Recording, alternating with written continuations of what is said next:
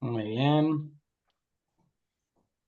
Perfecto. Compartir pantalla. Bueno, desde el principio. Bueno, me voy a presentar, ¿vale? En este caso, hoy estoy con Carlos, que es un gran amigo. Y bueno, pues también me voy a presentar a mí y lo voy a presentar a él. Voy a hacer esas dos presentaciones, ¿vale? Brevemente, obviamente, porque tampoco voy a ser ahí como muy extenso. Pero bueno, por mi parte, yo soy psicólogo, ¿vale? Psicólogo clínico, tengo un doctorado en antropología de la salud. Mi historia un poco viene de por allá por 2009. Yo estaba en un centro de psiquiatría trabajando en Barcelona y bueno, pues me vino una crisis vocacional de ver, ¿no? Pues que los pacientes no avanzaban, todo el tema de los psicofármacos, la medicalización, ¿no? Que muchos conocemos. Entonces me interesó buscar alternativas desde otros paradigmas también, ¿no? De salud, que no fuera como el sistema médico biomédico, ¿no? Hegemónico. Y entonces investigando, me llegué a un centro que se llama Taquihuasi, que está en Perú, no sé si alguien lo conoce. Claro, claro, En- ¿Sí? claro. Ah, perfecto. En la provincia de San Martín, en Tarapoto, la ciudad de Tarapoto. Me empecé a comunicar con ellos, y les planteé la posibilidad de hacer allí una investigación. Ahí empecé con el doctorado.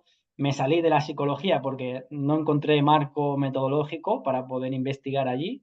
Entonces tuve que empezar con antropología, un doctorado en antropología, para poder dar una perspectiva como transcultural, ¿no? Eh, Después he visto que hay gente que sí que ha podido desde la psicología investigar allí, pero bueno, yo en el momento, en la universidad en la que estaba y con los tutores que tenía, no me dejaron. Total que me fui para allá con una mochila, con lo puesto, literalmente. No, ellos no tenían cupo, entonces yo me fui un poquito allí pues por mi cuenta. Entonces empecé como investigador, hacía un trabajo de campo, ¿sabéis? Bueno, Takiwasi, para los que no conozcan, es un centro de rehabilitación de adicciones muy importante, como de referencia internacional, y también es un centro de investigación de medicina tradicional amazónica, y trabajan con plantas amazónicas, sobre todo ayahuasca, que es la más conocida, para rehabilitar personas con adicciones graves. Lo más común, cocaína y heroína, a través de todo un protocolo, ¿no? De purgas, bueno, un contexto medicinal amazónico. La verdad es que tuve una experiencia tremenda. Como buen antropólogo, pues me metí dentro hasta las cejas, ¿no? Trabajo de campo, y acabé yo siendo el que hacía también los tratamientos, ¿no? De probarla. Porque al final, desde la medicina, o sea, si uno quiere investigar las plantas, no puedes solamente leer libros, o sea, realmente tienes que ir allí, ¿no? Y experimentar, porque si no, nunca llegas a saber lo que está pasando. Entonces yo pasé como paciente, hice varias dietas allí, y luego acabé trabajando como psicólogo. Y estuve un año y medio viviendo allí en la Amazonía, en Perú, en la selva. Luego he vivido 5 años en Chile, trabajando en varias universidades, y un proyecto también en Chile muy interesante que se llama Sabia Terra, que también es un proyecto de medicinas tradicionales e indígenas en combinación con psicoterapia humanista transpersonal. Luego ya llego a España, como hace unos 6 años, 7 años, y intento traer todo eso que yo había vivido por allí, ¿no? No sé, aquí creo que todos somos de España, o la mayoría, pero pues, no, León no. Pues los que sois de Colombia, por ejemplo, Carlos, o los de Perú, entenderéis que allí es más fácil, ¿no? Porque por un lado hay más interés en general, ¿no? Por estos temas hay más sensibilidad, pero también por un tema de regulación, ¿no? En España estamos sobreregulados, con lo cual aquí hacer estas iniciativas, pues conlleva un riesgo, ¿no? Yo al principio no me atrevía realmente, ¿no? A traer aquí a taitas que yo conocía de la selva y hacer ceremonias, porque había escuchado compañeros y conocidos que habían tenido problemas legales, ¿no? Pero bueno, al final me arriesgué y empezamos a trabajar con medicina aquí en España también, hace ya bastantes años. Y nada, últimamente, los últimos años, me abrí al tema de hoy, porque estoy hablando mucho de la ayahuasca, pero el tema de hoy son los hongos en realidad, ¿no? Yo tengo más experiencia con ayahuasca, más años, pero hace unos 2 años empecé a explorar el tema de los hongos, psilocibe, en contexto sobre todo ceremonial. Bueno, como ahora hablaremos brevemente, ¿no? Yo creo que el nivel es alto por lo que la sensación que me da, ¿no? De que ya más o menos conocéis estos temas. Si alguno no me puede, o sea, si alguno puede pararme, preguntar, ¿vale? O escribir por el chat, por si hay algo que yo estoy dando por hecho y que no sabéis, ¿no? Pero yo creo que ya tenéis bastante conocimiento. Ah, bueno, y estos últimos 2 años me he dedicado sobre todo al tema de las microdosis. Estuve en Holanda, en Ámsterdam, con el instituto, el Microdosing Institute, formándome con ellos. Y a raíz de eso formamos un instituto que se llama Wisdom of Plant Institute, que es un instituto con sede en Holanda. Mi socio es holandés, yo soy español, y trabajamos con microdosis de manera legal, puesto que en Holanda se comercializan algunos tipos de microdosis que son legales allí. Entonces lo hacemos a través de la sede de un laboratorio en Ámsterdam. Y bueno, hemos acumulado bastantes casos de éxito. Nos gustaría hacer investigación porque ya veréis, los dos venimos de la rama académica, pero está difícil, la verdad, la investigación académica en estos temas, a no ser que estés una farmacéutica o con alguna universidad, ¿no? que te avale. Es bastante complicado investigar. Eh, bueno, voy a presentar a Carlos también. Carlos, que también es PhD, es doctor. Él tiene mucha experiencia y ha trabajado en muchos institutos de investigación de neurociencias, ¿vale? Él nos va a traer la perspectiva más neurocientífica. Eh, Tiene mucha experiencia en investigación de todo tipo, en neurociencias, o sea que si hay alguna pregunta así más específica se la podéis hacer a él, ¿vale? Yo en neurociencias, lo básico. Y, y bueno, también es psicólogo y también es monje zen, que eso es muy interesante porque él ha articulado lo que es la meditación zen con la toma de enteógenos y específicamente con los hongos psilocibe. Eh, y bueno, hemos hecho muy buena sinergia, aparte de que somos vecinos, justamente, vivimos muy cerca. Hemos hecho muy buena sinergia. A mí me interesa mucho también el tema de la meditación y los hongos. Yo trabajo también, no lo he dicho, pero desde mi formación psicoterapéutica más actual es ACT, no sé si lo conocéis, modelo ACT, aceptación y compromiso, que es un modelo de tercera generación, de psicología de tercera generación, que ha incorporado muchas herramientas del mindfulness, ¿no? Para, para trabajar lo que se llama la flexibilidad psicológica, flexibilidad mental, que veremos que es uno de los efectos que producen los psicodélicos, ¿no? Generar una mayor flexibilidad, una ventana de oportunidad para el cambio, que es un poco lo que nosotros vamos a explicar aquí, ¿no? Cómo podemos lograr tener, gracias a la toma de psicodélico, de enteógenos, me gusta más, la verdad, la palabra enteógenos a mí, vamos a lograr tener una mayor ventana de oportunidad para generar mayor flexibilidad, ¿no? La flexibilidad psicológica es la que nos va a llevar después a cambios de patrones, mejorar temas de rigidez psicológica, que eso lleva, pues, ¿no? Sintomatologías como ansiedad, depresión y otros temas, ¿no? Entonces, eh, si vosotros hacéis preguntas, va a ser mejor, porque así vamos a ser más participativo. Y bueno, cualquier duda que vayáis teniendo, lo podéis, como digo, lo podéis ir poniendo en el chat para facilitar la comunicación, ¿no? Porque si empezamos todos a abrir audio, igual es más complicado la comunicación. Pero no os cortéis, a la hora de escribir, oye, esto no lo entiendo, o esto sí, o ¿por qué no hablas de esto? ¿Vale? Vamos a intentar tocar varios temas. Y como digo, pues después voy a empezar yo, después Carlos os hablará de los efectos más a nivel más cerebral, más químico, tocará temas como más técnicos. Y yo voy a empezar con un abordaje como más cultural, ¿vale? Así que nada, vamos a empezar. Bueno, los hongos y los cibes, la verdad es que son una pasada. A mí me tienen bastante enamorado, eh, porque, bueno, se ha descubierto, ¿no?, que son hongos que se han utilizado de manera ancestral, eh, especialmente en México. Me interesa mucho el uso ancestral de las medicinas, ¿no? Como vengo también de un uso tradicional de la ayahuasca, y yo no me he salido de ese uso.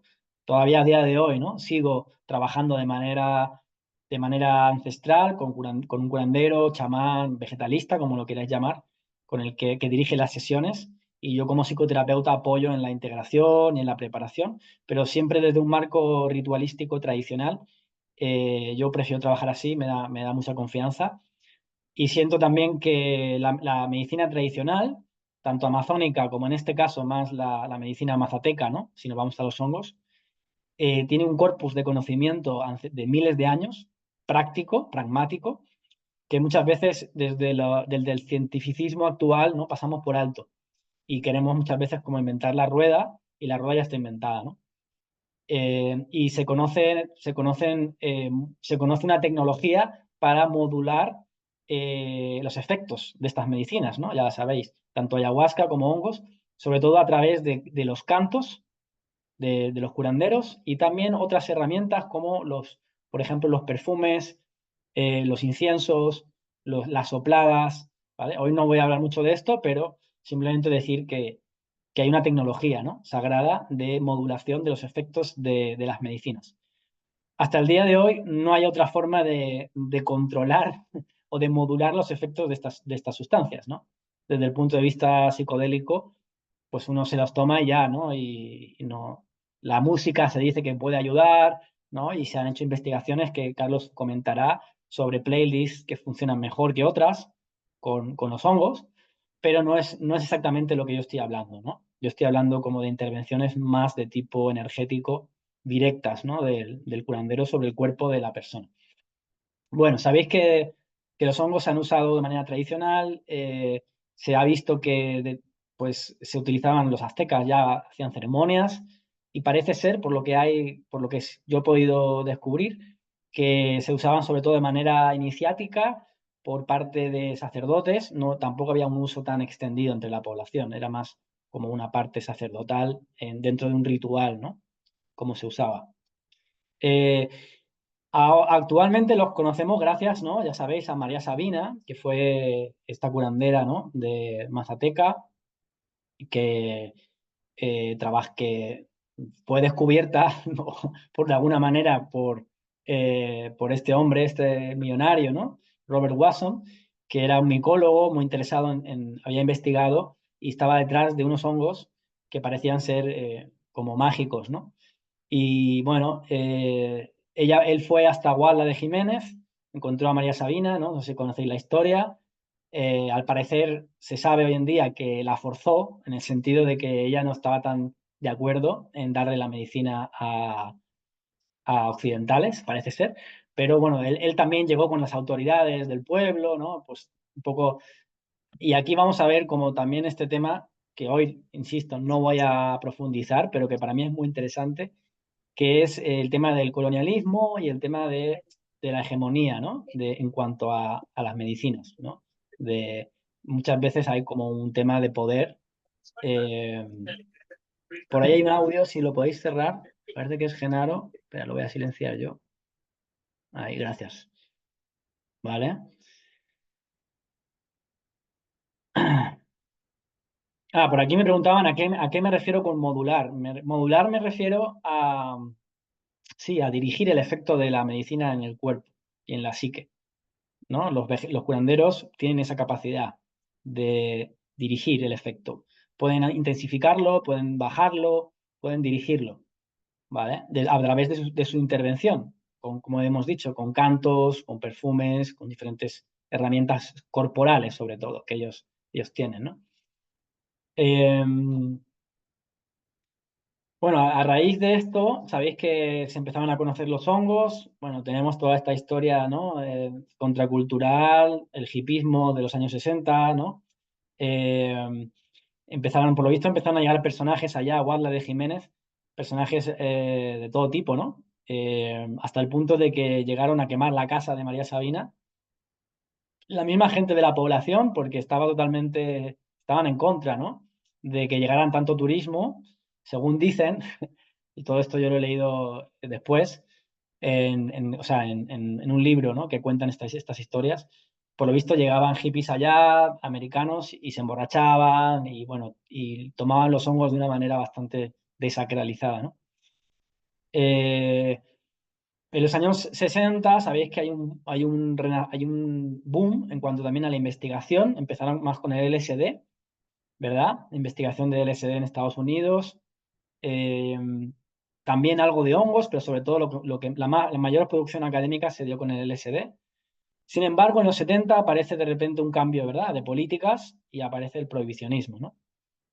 ¿Y esto por qué lo quiero resaltar? Porque de, venimos de muchos años de estigmatización, ¿verdad? De estas sustancias, se han considerado más como drogas.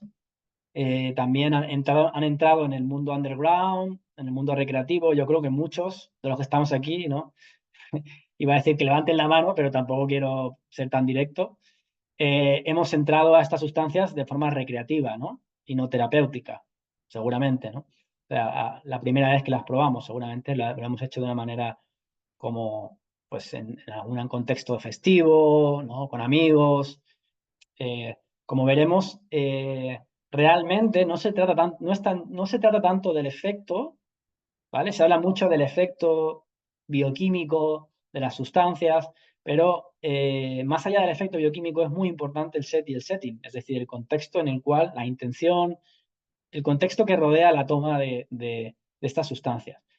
Esto por eso quiero recalcar esto, por lo menos desde mi perspectiva, porque eh, en un contexto determinado pueden ser llamadas medicinas, porque, ¿no? Porque sirven para eso, para curar, para sanar traumas, para hacer procesos de cambio personal, ¿verdad? Autoconocimiento, como lo queréis llamar, pero en otro contexto pueden ser usadas como drogas, simplemente como algo lúdico, festivo, mezclándolas con otras sustancias, sin un contexto terapéutico, sin un rigor.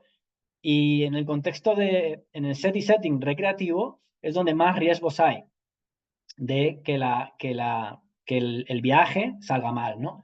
De hecho, yo personalmente he tratado bastantes personas eh, que han quedado bastante mal después de haber consumido hongos. Sobre todo la mayoría es porque mezclaron con cannabis y algunos también con alcohol. Y he tratado casos de paranoia, de brotes de paranoia, algún brote psicótico también.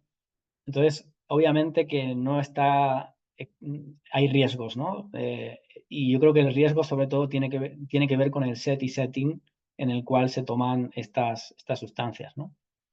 Eh, Así que, claro, en ese sentido, por eso también fueron prohibidas por la FDA, porque se reportaron varios casos de problemas psiquiátricos, ¿no? Con el consumo de los hongos.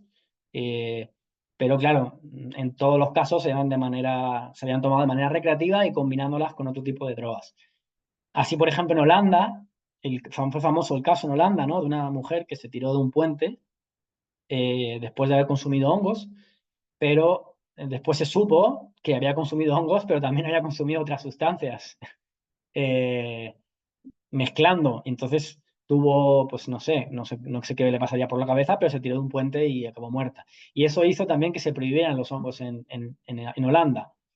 Los hongos están prohibidos, pero no las trufas, ¿no? Entonces, por eso cuando se hacen retiros en Holanda, que son legales, hay organizaciones grandes que hacen retiros con trufas, yo he estado en uno de ellos, con médicos, equipo de psicólogos y todo, pero utilizan trufas.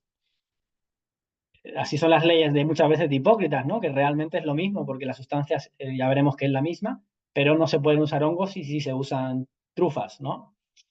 Así que bueno, esta introducción que os he intentado hacer de manera breve, ahora os voy a pasar con Carlos, que va a intervenir y nos va a contar un poquito todo el tema, como digo, de la investigación, de las neurociencias, ¿vale?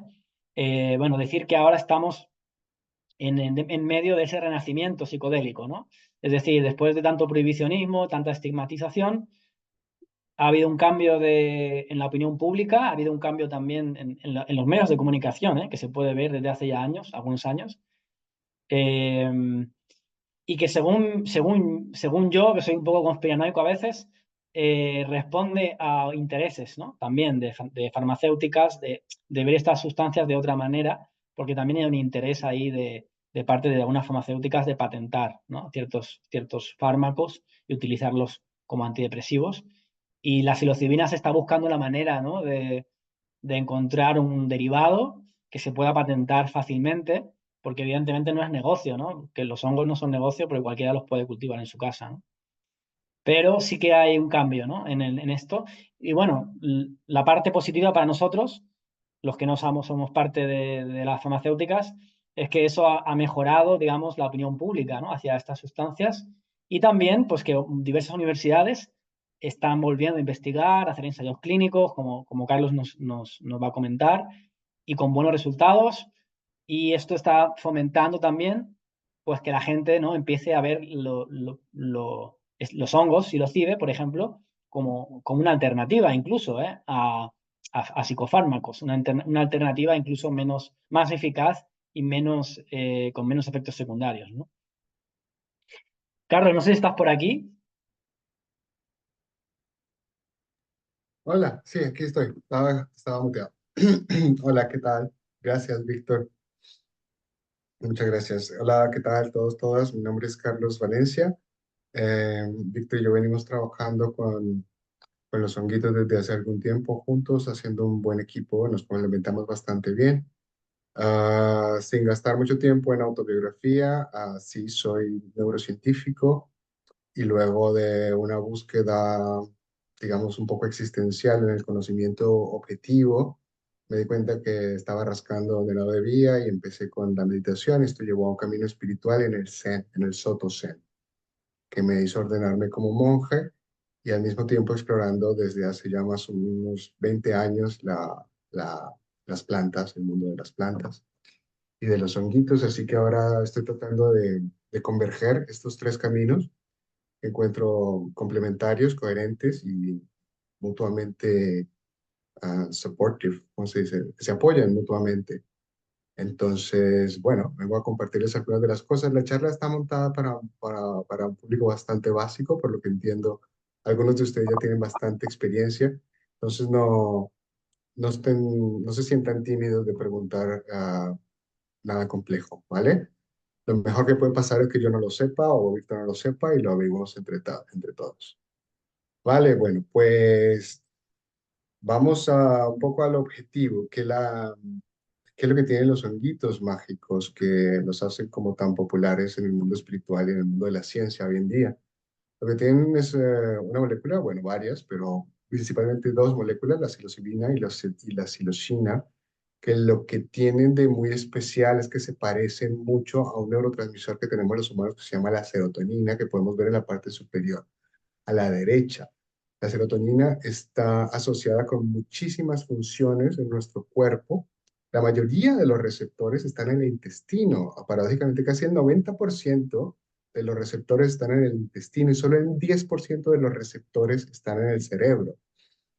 De hecho, resulta interesante alguna investigación muy reciente que está tratando de ver cuáles serían los efectos de la psilocibina y la psilocina en nuestra microbiota y en ese segundo cerebro que tenemos en el intestino. Regula muchísimas funciones, es por eso que es tan difícil de ponerle de poner un pin en el efecto principal de la psilocibina, porque regula muchísimas funciones. Bueno, en realidad entran juntos en el honguito, entran juntos la psilocina y la psilocibina y otras muchas sustancias, pero la psilocibina pierde una parte de su molécula y se convierte finalmente en psilocina. Hay una enzima que se llama la fosfatasa que le quita el P del fosfato y la deja muy parecida a la molécula de serotonina. Entonces, esto es lo que conocemos en ciencias del cerebro como un agonista. Un agonista es cualquier molécula que es capaz de ligar, se parece tanto a una molécula que es capaz de ligarse a su receptor y poner en marcha mecanismos celulares que normalmente el neurotransmisor serotonina pondría en marcha. Entonces, la psilocina termina siendo un agonista de la serotonina y entonces nos va a cambiar cosas en el cerebro, en el intestino. La serotonina también regula los estados de ánimo, sueños, ciclos circadianos, muchas funciones digestivas, cosas que tienen que ver con el apetito, la temperatura corporal, muchas funciones simpáticas y el procesamiento del dolor. Entonces, abajo podemos ver la membrana celular y cómo el receptor, sobre todo los 5-HT2, los A, son los receptores que reciben con mayor facilidad la molécula de psilocina. La cadena bioquímica que se desencadena a partir de ahí es bastante compleja y además tiene impacto a un amplio nivel fisiológico. Es por eso que es tan difícil de estudiar los efectos directos de la sustancia. ¿La pasas, Víctor? Vale, ¿qué se considera una macrodosis?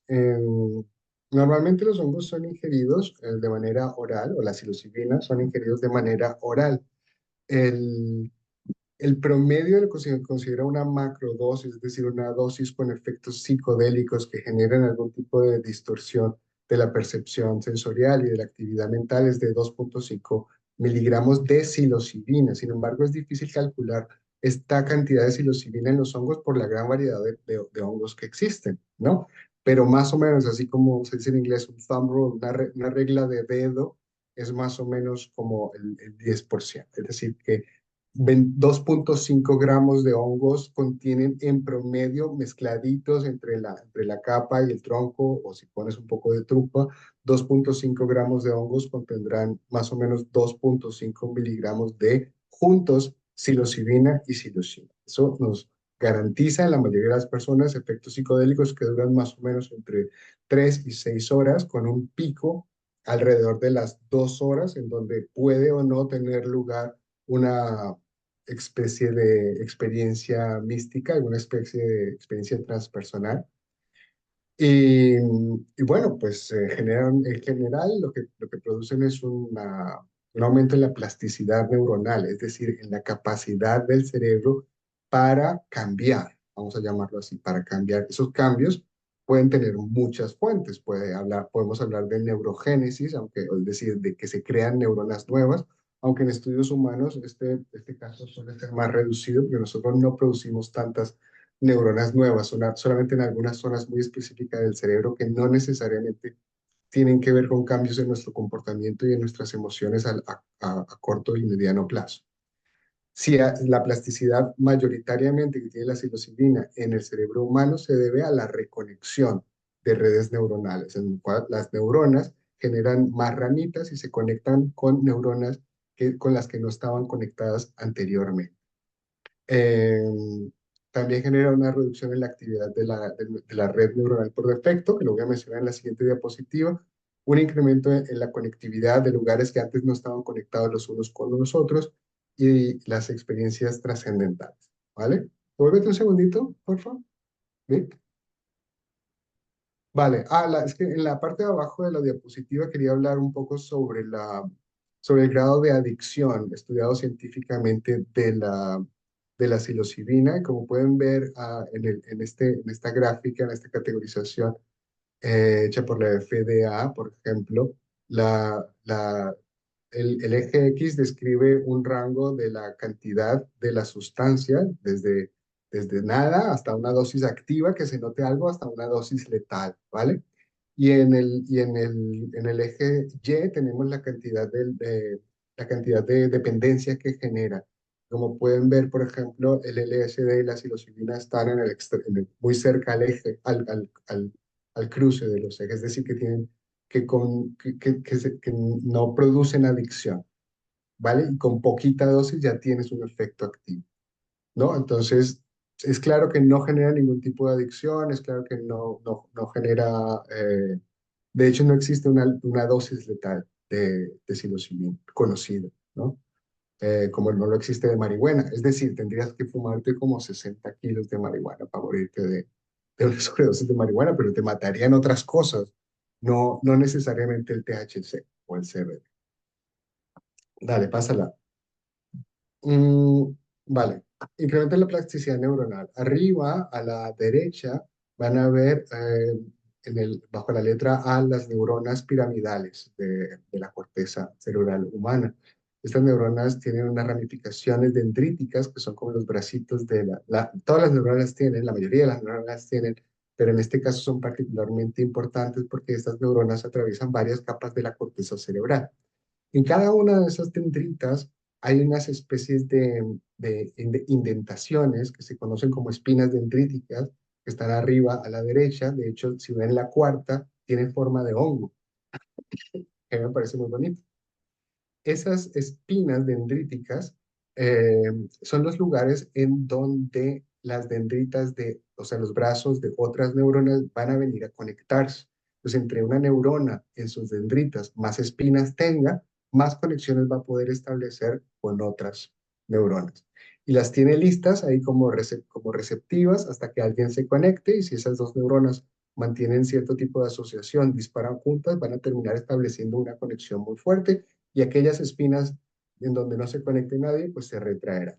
Entonces, la ingesta de psilocibina en macrodosis está fuertemente relacionada con un incremento en las dendritas de muchas neuronas, pero particularmente en las dendritas apicales, o sea, digamos, superiores de estas neuronas piramidales de la corteza cerebral humana.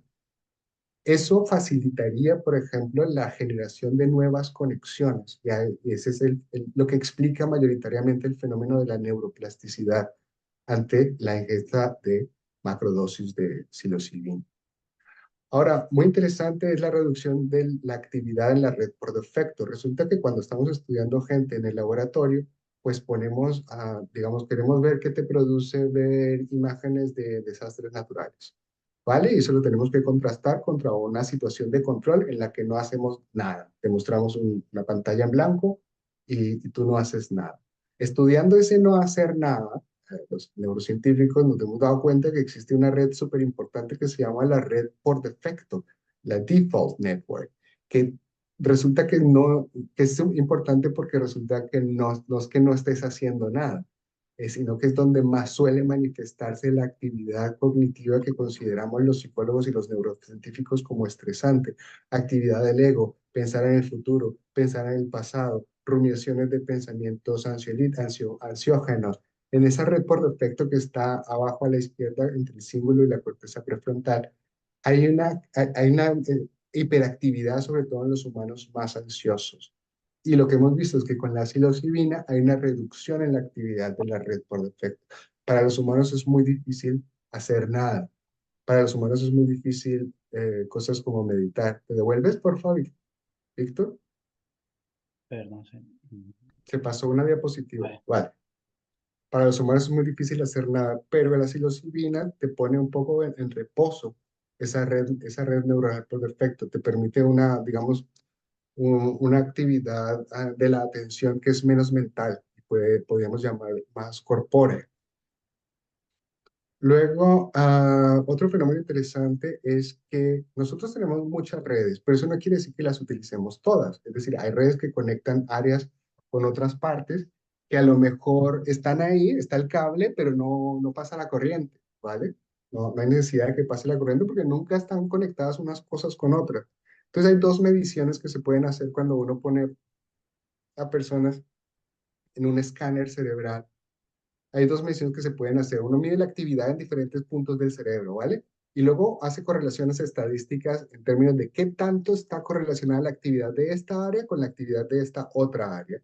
Entonces hay unas áreas que normalmente se encuentran conectadas las unas con las otras porque tienen alguna relación funcional, se utilizan a menudo y qué sé yo. Pero esa se llama como la interconectividad, como la conectividad global. Y luego hay unas redes más locales que siempre están, perdona, las redes locales siempre están funcionando, esa es la conectividad local. Y luego tenemos una conectividad global, es decir, cosas que normalmente no están conectadas las unas con las otras porque no están asociadas. Es decir, yo veo, por ejemplo, una lámpara y no pienso en un elefante rosa. Hay áreas de mi cerebro que no están conectadas las unas con las otras. Después de una macrodosis de psilocibina, y por lo menos durante una ventana de 2 o 3 semanas, se encuentra un incremento en la conectividad global, o sea, es decir, en redes, en la interconectividad, en redes que antes no estaban conectadas y ahora se han empezado a relacionar las unas con las otras, lo cual parece tener una explicación clara de los efectos sobre la creatividad. Se te ocurren nuevas ideas, conectar cosas que antes no conectabas con nosotros. Y bueno, finalmente las experiencias trascendentales que están relacionadas con el beneficio clínico, además. Durante las experiencias con algunos psicodélicos ocurre, digamos, eliminación del ego, una fusión con el todo, lo que llamaríamos en el plano espiritual una experiencia mística que también tiene una correlación en el cerebro, en la cual pues las áreas que normalmente se encargan de determinar qué soy yo, dónde empiezo, dónde acabo yo, son las redes que se desarrollan en la infancia, cuando el nene empieza a tener interacción con o la nena empieza a interactuar con su medio ambiente y entonces ve que si toca, hay sensación de temperatura, de dureza, mecanorreceptores, y esto se cae, pues esto, yo tengo un efecto sobre esto, yo no soy esto. Entonces hay unas redes que te dicen hasta dónde llego yo en términos biológicos o físicos, o hasta dónde llego yo y hasta dónde no soy yo. Pues esas redes se descomponen un poco durante el efecto de la psilocibina, que es justamente donde se da esa experiencia de unión mística con el universo. Vale, pásala, Víctor. Esos son los mecanismos cerebrales. Qué pasa en el cerebro cuando ingerimos una macrodosis de psilocibina? Ahora, esos mecanismos explican muchos de los beneficios clínicos que también pueden estudiarse científicamente.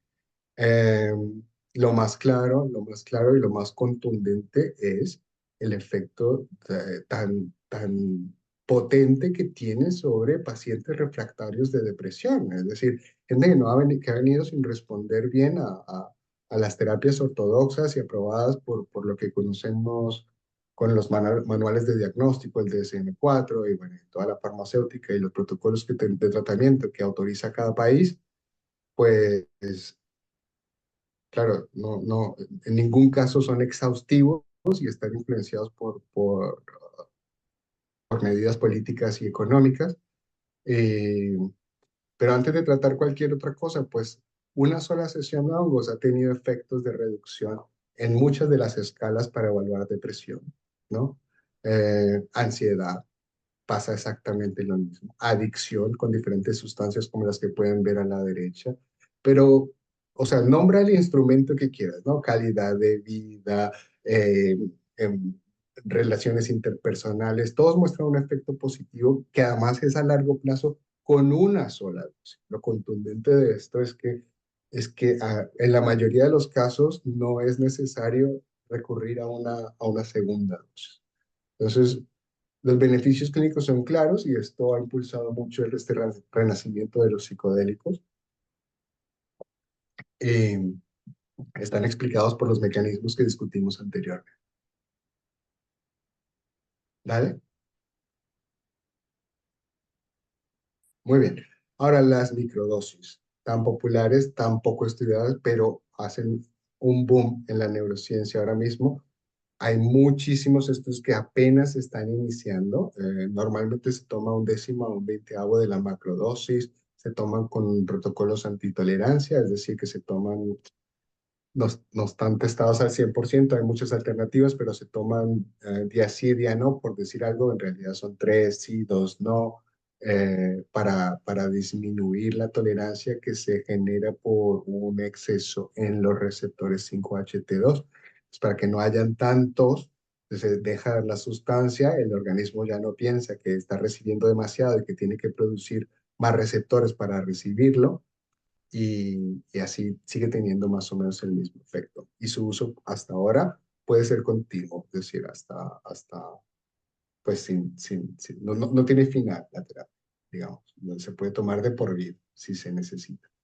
Hay varios estudios que, como dije, son bastante nuevos en los que sí se ven mejoras en el estado de ánimo, como explicamos anteriormente, el aumento en la creatividad, en la concentración, reducción de estrés, de ansiedad y un incremento en la conexión social y en la empatía por otras personas.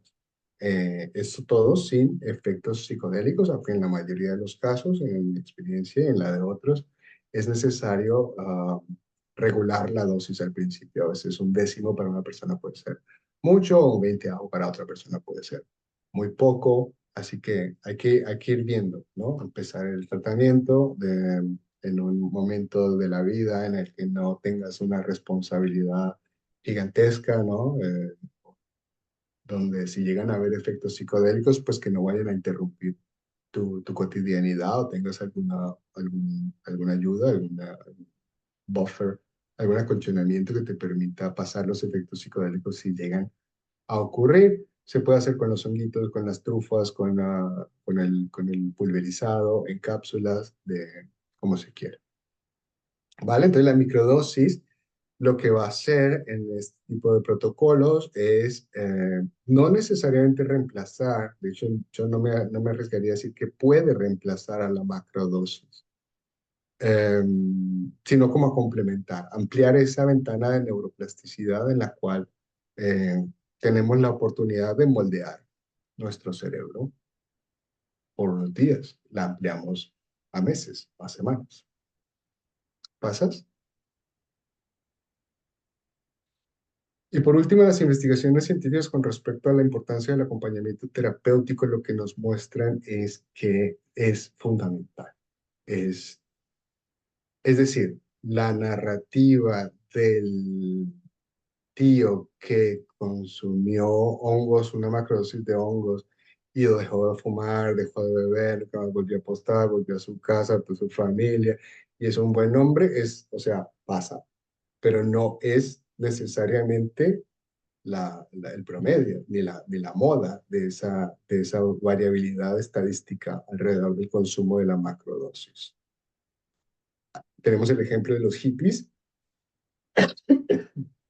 en los 60s y en los 70s, que se comieron todos los hongos del planeta y seguían fumando y seguían bebiendo y seguían haciendo las cosas que hacían. Perdón.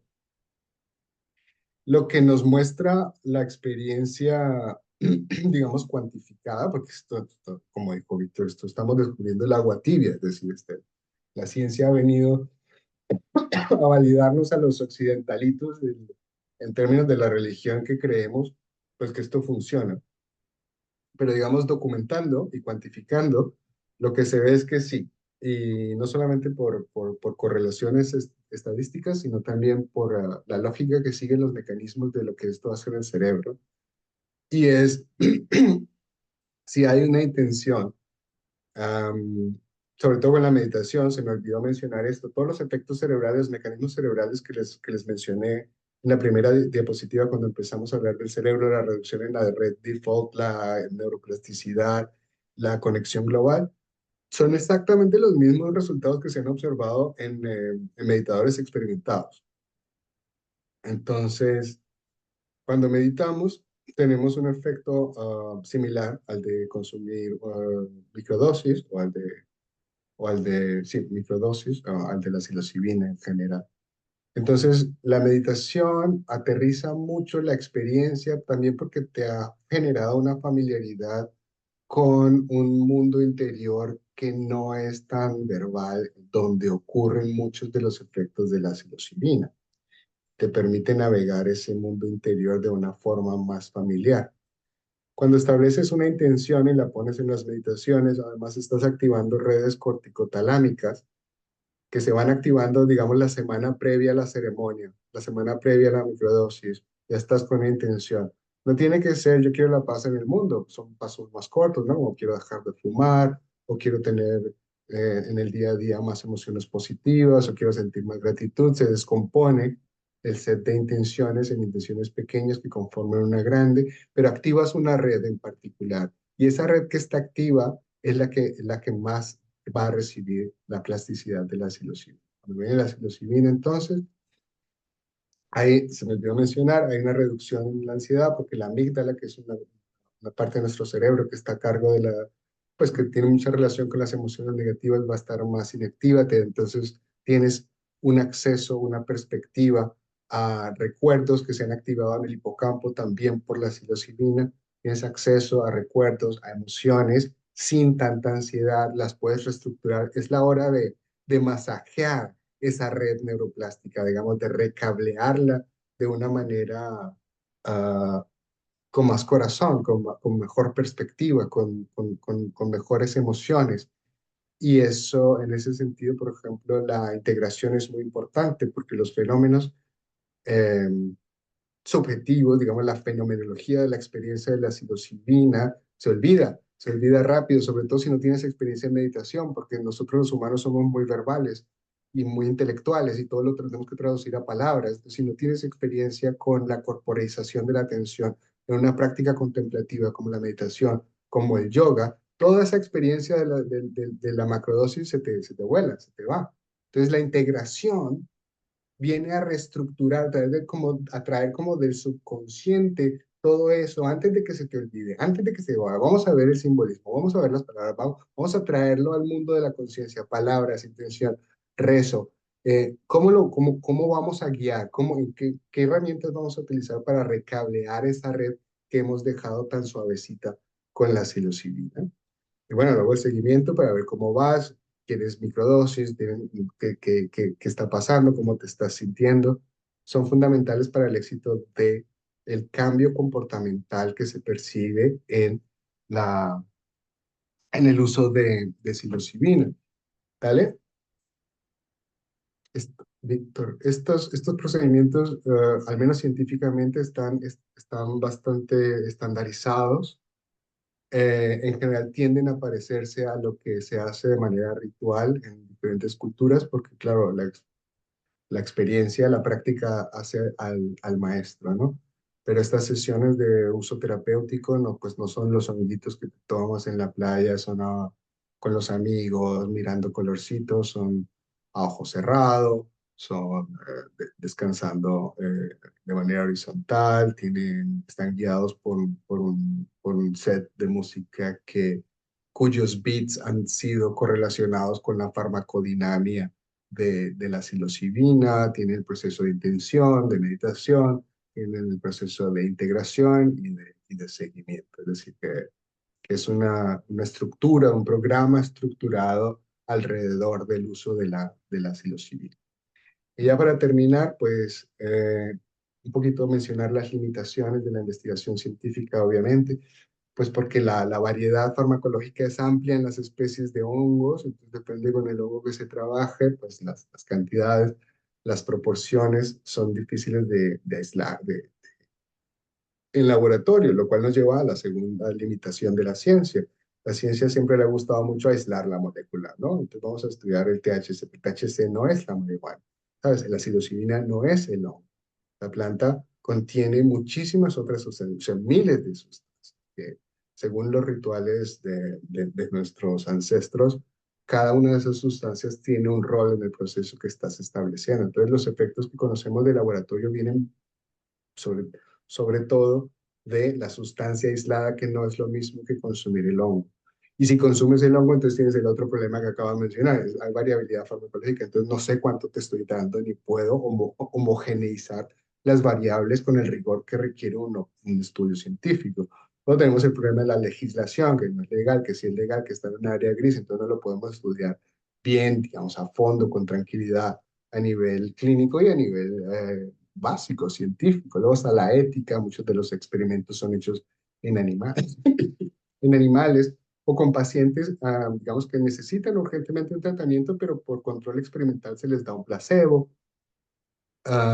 Luego el otro problema es que ese control experimental es muy difícil de hacer porque, claro, si a ti te doy hongos, si a ti te doy una pepita de azúcar, pues obviamente el que le da hongos sabe que le han dado hongos y el de la pepita sabe que no le han dado hongos. Entonces es difícil contrastar con lo que se conoce como un control ciego.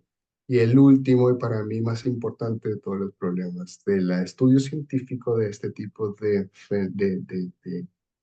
sustancias, pues es la fenomenología, que es la rama de la filosofía que estudia el mundo subjetivo, el mundo interior, y cómo eso nos cambia y nos transforma de una manera que como humanos y sobre todo como científicos no podemos explicar. Pasa la diapositiva, porque porque en ese mundo objetivo hay un yo que ejerce la acción, que está sufriendo, que busca la sanación o que se percibe a sí mismo como una entidad, aunque esté transformando, que necesita ayuda, que necesita cambiar, que necesita más de una emoción, de amor, de compasión, de curiosidad, y todo eso surge con esas emociones bonitas, pero también surge desde la ignorancia que separa a ese yo del resto de las existencias. Es decir, esa persona que está buscando los cambios durante la experiencia mística desaparece y lo que se da cuenta es que, que él no es él o ella no es ella, que no hay nada que sanar, que no hay nada que cambiar, que todo es perfecto como es y que lo único que nos queda es arrodillarnos y ante el misterio y agradecer estar vivos y nada, a seguir con la vida, a levantarse, lavar el plato, ayudar, cambiar al nene y vamos, que hay que madrugar y dando amor y retirando obstáculos y ayudando al hermano, recorriendo caminos y que no hay ese yo tan desesperado, tan en busca de ayuda, esa fenomenología del interior, esa no la podemos investigar con la ciencia. Esa certeza de la unión cósmica. Pero al final, pues eso es lo que hace un enteógeno, lo que lo define, es estar en el origen de Dios, es ser todo con el todo.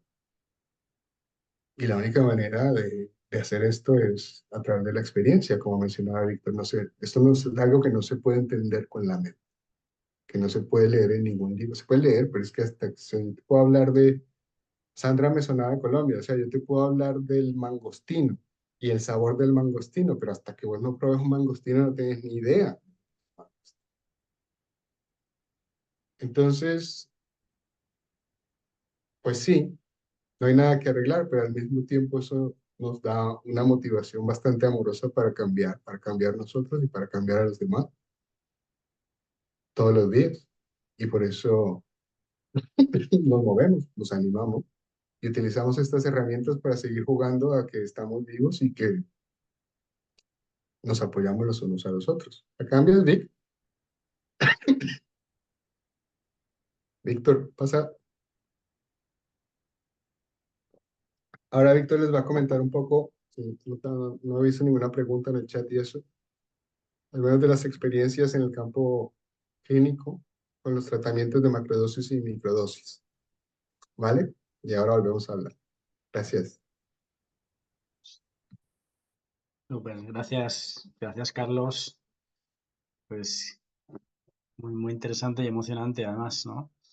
Eh, sí, esta parte tiene que ver con las experiencias, por un lado, que hemos acumulado también nosotros con los tratamientos de nuestros pacientes, clientes, y con lo que también se ha reportado a nivel de investigación, ¿no?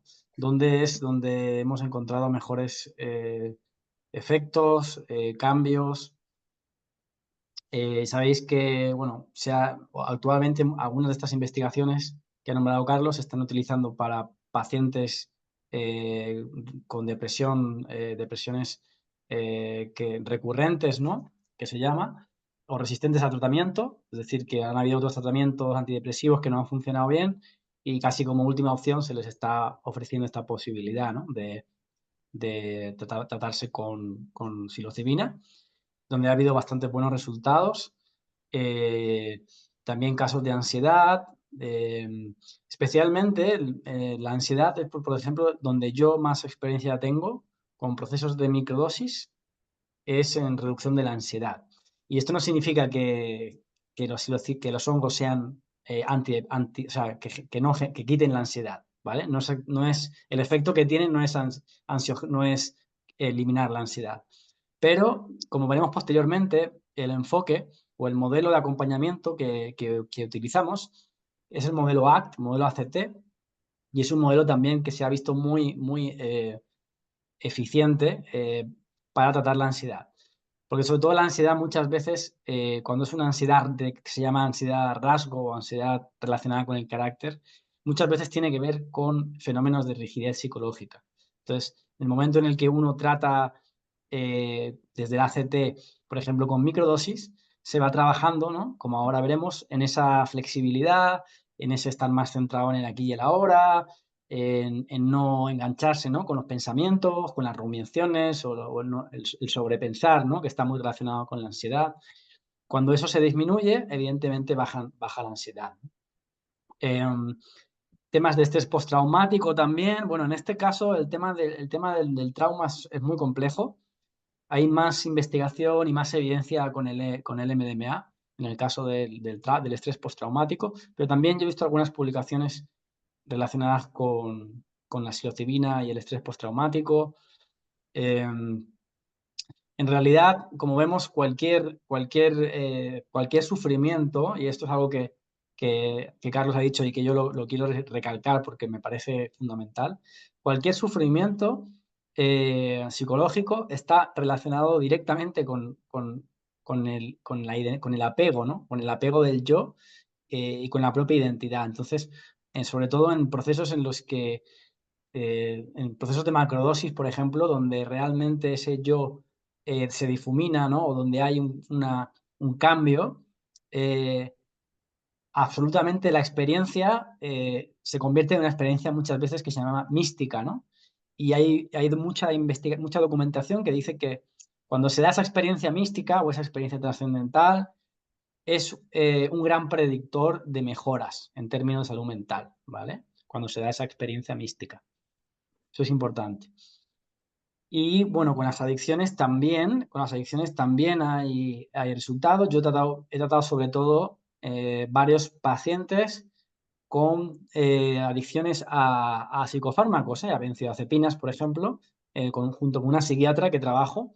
Ella me apoya para desmedicalizar a algunos pacientes con adicción a las benzodiazepinas, concretamente, y hemos utilizado, por ejemplo, microdosis de psilocibina, de hongos, y ha funcionado bastante bien, eh, aunque también tengo que decir que son adicciones leves, ¿vale? Para adicciones más, sobre todo adicciones más intensas, habría que buscar un modelo a lo mejor tipo Takiwasi, ¿no? Un modelo residencial o un modelo donde la persona a veces hay que sacarla del contexto para poder ayudarla, ¿no?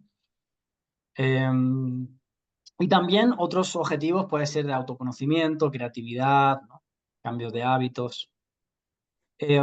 Brevemente os cuento sobre este modelo de aceptación y compromiso, que es el modelo de acompañamiento que nosotros utilizamos y además es el modelo que parece ser que va a ser estándar con la terapia asistida con psicodélicos, porque es uno de los modelos que más evidencia científica tiene y que se están empleando, por ejemplo, en el Imperial College, en algunas universidades también de Holanda, como modelo de acompañamiento. Va muy bien porque se tratan de trabajar sobre 6 factores que potencian lo que se llama como la flexibilidad psicológica, ¿no? Entonces, esto tiene que ver, vais a ver que tiene mucho que ver también con la meditación, ¿no? Lo que hoy se llama también como mindfulness. Eh, Se trabaja principalmente sobre la aceptación emocional, es decir, que la persona logre experimentar las emociones con aceptación. Lo contrario es la evitación experiencial, ¿no? Y bueno, pues muchos de los problemas de ansiedad tienen que ver con evitación experiencial, con evitar determinadas experiencias, ¿no?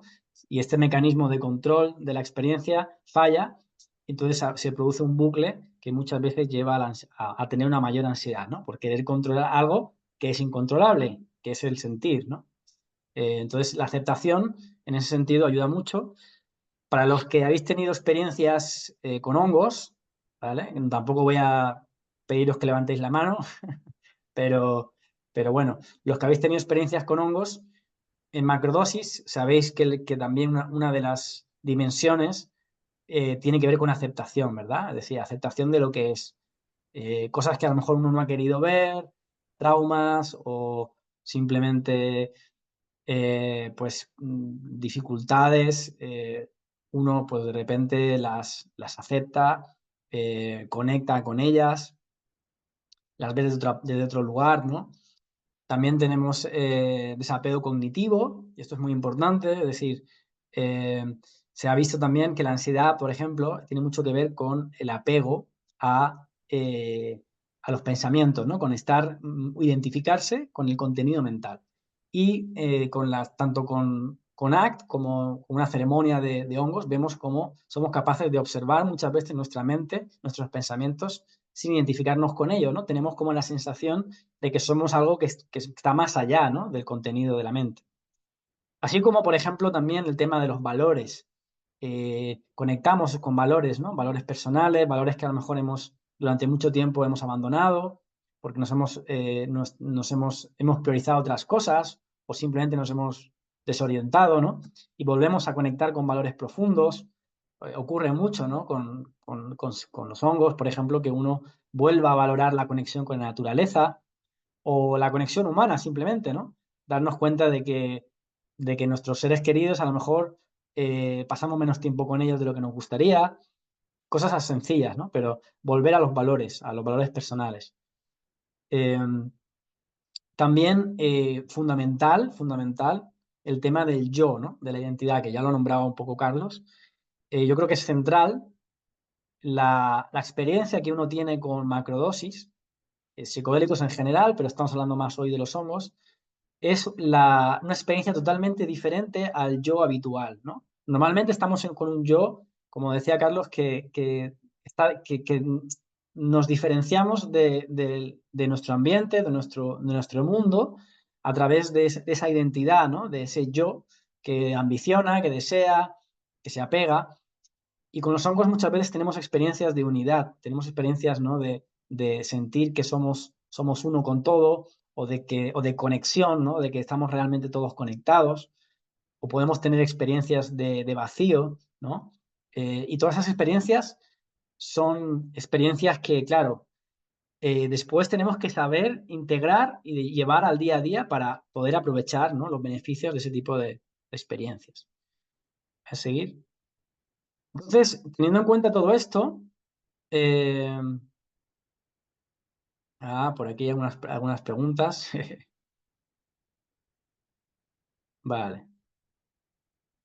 Yo creo que vamos a ver las preguntas como para hacia el final, ¿vale? Porque como estamos acabando, si os parece, hacia el final vamos a poner las preguntas, así no nos desviamos de la temática. Eh, Al final nosotros, con nuestra experiencia que tenemos acumulada y lo que hemos ido viendo, hemos visto que hay una modalidad que le hemos llamado, pues, programa Z, por ponerle un nombre, le hemos puesto programa Z, que es un programa que reúne, de alguna manera, todo lo que hemos visto que funciona, tanto a nivel de nuestra propia experiencia como a nivel de investigación, de evidencia científica, ¿no? Entonces, lo que hemos visto que funciona, sobre todo, es un programa, es un modelo donde, como decía Carlos, primero tenemos que tener una entrevista, un screening, porque no todo el mundo está preparado, ni tampoco los psicodélicos ya se sabe que no son para todo el mundo, ¿no? Hay perfiles psicológicos que, que puede ser, yo no me gusta excluir y nunca he dicho que sean excluyentes determinados perfiles psicológicos, pero sí que pueden ser más riesgosos.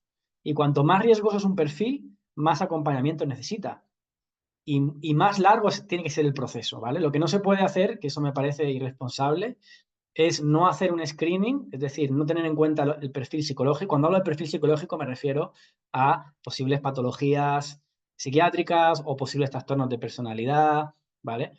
O sea, tener una entrevista clínica para valorar la salud mental, ¿no? de la persona que tenemos enfrente. Lo que no puede ocurrir es que no hagamos eso y que la gente llegue a las ceremonias sin una preparación y que después la mandemos para casa, como he visto hacer en muchos casos. Personas que luego mandan para casa a personas con brotes psicóticos o que luego tienen que presentarse al día siguiente en el hospital, y muchos de ellos acaban siendo internadas, ¿no? en centros psiquiátricos. Entonces, eso, no, eso obviamente es una negligencia, ¿no? Por parte de los que organizan estas ceremonias. Entonces, y ese es el peligro, ¿no? Que tenemos también, de que otra vez se estigmatice.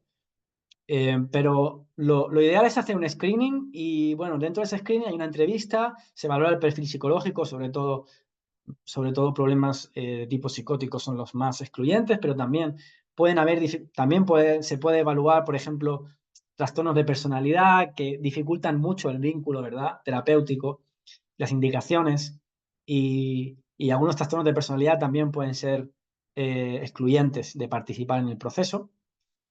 Y después, cuando la persona ya entra, la persona se ha hecho una entrevista y se la ha aceptado, digamos, entramos en una sesión donde hacemos una sesión de intención para valorar la intención y se dan algunas herramientas muy superficiales, pero también para ayudar a la persona a manejar o a surfear la experiencia. Porque hay personas que si no les ayudamos a manejar la experiencia, lo pueden pasar bastante mal.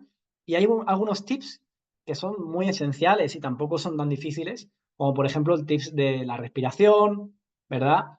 La respiración, algunos tips de tipo meditación, ¿no? De tener en cuenta que al final es una experiencia que va a pasar, de no tomarse tan en serio, ¿no? El contenido de contenido mental, porque para algunas personas de repente puede ser abrumador ver los recovecos de su propia mente, ¿no? O las oscuridades de su propia mente, sobre todo gente que no tenga un camino de autoconocimiento, ¿no?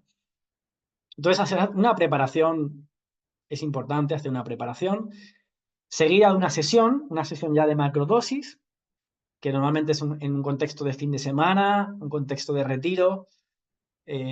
¿Por qué fin de semana y por qué retiro? Porque para una sesión necesitamos un buen lugar, un buen contexto que normalmente debería ser naturaleza, debería ser un lugar seguro, tranquilo, ¿no? Y cómodo también, porque lo que queremos es que el espacio, el ambiente, sea propicio para que la persona se abra y viva la experiencia, digamos, en confianza y en seguridad, ¿no? Después de la sesión, puede ser al día siguiente, ¿no? Por ejemplo, si la sesión es el sábado, pues esto se hace el domingo. El domingo se hace una integración grupal, se hace un trabajo de integración donde vamos viendo los contenidos de la experiencia, también un trabajo de expresión, que es importante, lo que decía Carlos, bajar la experiencia, corporizarla o bajar la palabra para, para hacerla tangible, ¿no? Los seres humanos nos ayuda muchísimo el sacar de nuestra mente determinados contenidos y eso lo podemos hacer a través de dibujos, de escribir en un cuaderno, en fin, esculturas, ¿vale? Si nos ponemos más artísticos, pero hay muchas maneras de concretar, ¿no? De encarnar, digamos, una experiencia que ha podido ser muy fuerte y muy intensa. Entonces, la integración es fundamental al día después de la experiencia. No podemos permitir que la gente se vaya a casa con, con un montón de dudas ¿no? Y con muchos interrogantes que a veces incluso pueden ser perjudiciales, ¿no? También en la integración, por ejemplo, aunque yo no soy muy de interpretar así literalmente, o sea, de interpretar las visiones de la gente o las experiencias, pero podemos ayudar también un poco en la interpretación simbólica, ¿no? Dando algunas claves, por ejemplo, de lenguaje simbólico, que a mí me gusta mucho, que trabajo también con los sueños para ello. Y lo que hacemos en un segundo momento del programa, ¿vale? Este es el primer programa, el primer programa es lo esencial o el estándar, ¿vale? Y es el que podemos ver por ahí, ¿no? O sea, cuando la gente trabaja de manera más seria y profesional con hongos, trabaja así, ¿no? Pues normalmente hace una preparación, luego la ceremonia y luego la integración. Yo personalmente no recomiendo o no soy muy de meter mucha. He visto que hay gente en fin, hay personas que organizan retiros y meten diferentes cosas, incluso meten diferentes medicinas. He visto, por ejemplo, que pueden meter MDMA el viernes y el sábado hongos, o algunos meten yoga kundalini, así como muy intenso. Yo creo que ya los hongos tienen la suficiente potencia como para poder hacer una buena sesión y meter más herramientas potentes. Creo que a veces es demasiado, ¿eh? Y a veces incluso puede llegar a confundir. Entonces, no soy muy partidario de cargar el fin de semana, ¿no? Yo creo que a veces eso responde más a una necesidad de mercado de la gente que quiere vivir muchas experiencias y quiere decir, "Uy, este fin de semana he comido hongos, he hecho yoga kundalini, he hecho respiración holotrópica, he hecho no sé qué, ¿no? Siento, ¿eh? Luego lo podemos conversar, pero Yo creo que no es necesario. Simplemente una ceremonia y una preparación y una integración, ¿no? Que la integración sí que puede ser herramientas más corporales, ¿no? De hecho, lo suyo es que lo corporal y el lenguaje, ¿no? Se articulen. Veo que se acumula el chat aquí. A ver, déjame leer. Bueno, estas son preguntas, ¿no? Entiendo. A ver, ¿qué haces? Yo Bueno, he ido respondiendo dos de las preguntas de Sandra, ah, vale. pero no hay más preguntas. Por ahora solamente las de Sandra. Ah, Y yo he vale, vale, respondido gracias. las dos que me sabía. Vale, gracias, Carlos. Gracias por ir respondiendo en el chat. Que como se veía que se acumulaba, digo, uy, no sé. Vale, vale, o Eh, sea, están también tus respuestas aquí, ¿verdad, Carlos? Vale. Yo he respondido a la pregunta 3 y a la pregunta 4. Iba a responder a la 2. Pero bueno, es que tampoco quería interrumpir a Víctor. Lo que pasa es que me daba un poco de cosa que nos quedara poco tiempo. Y la verdad que sí nos interesa compartir el protocolo que tenemos diseñado, montado, porque pues está muy bien formado y mostrando resultados poderosos. No, claro. maravilloso. Yo lo que os digo es que, bueno, vamos a terminar con, ¿vale? Con el programa con el que nosotros trabajamos. Y ahí ya empezamos una serie de preguntas, de una ronda, pequeña ronda. Pero bueno, también tener en cuenta que algunos temas podemos tratarlos en otros posteriormente, ¿vale? Para no alargarnos demasiado. Entiendo que como hay un grupo y estamos todos ahí, pues vamos a seguir teniendo contacto, ¿no? Que esta no es la única instancia donde podemos participar, ¿no? Eh, y lo que hemos agregado nosotros, ¿vale? Es al terminar esa macrodosis, esa ceremonia, ese encuentro de fin de semana, añadir un proceso de microdosis seguidamente, ¿vale? Esto es algo que también, por ejemplo, yo lo he visto dentro de la medicina tradicional amazónica, se hace, en algunos contextos se toma ayahuasca en macro y luego se toman pequeñas dosis de ayahuasca posteriormente, en lo que se llama una dieta, ¿no? En el contexto amazónico. O se toman otras plantas, pero en pequeñas dosis. Y se utiliza desde lo tradicional para reforzar lo anterior. Es decir, tú tomas una planta maestra y luego, seguidamente, respetando una dieta, respetando toda una cosa energética, que hoy no me va a dar tiempo a hablar de ello, pero respetando todo un tema energético, empiezas a tomar pequeñas dosis de una planta maestra. Y lo que hace esto es que refuerza lo anterior y dura más. El efecto dura más, ¿vale? No el efecto en el sentido, no estoy diciendo que las que vayas mareado o que vayas puesto hasta arriba durante más días, sino que es el efecto beneficioso, ¿vale? De la experiencia, lo que va calando, ¿no?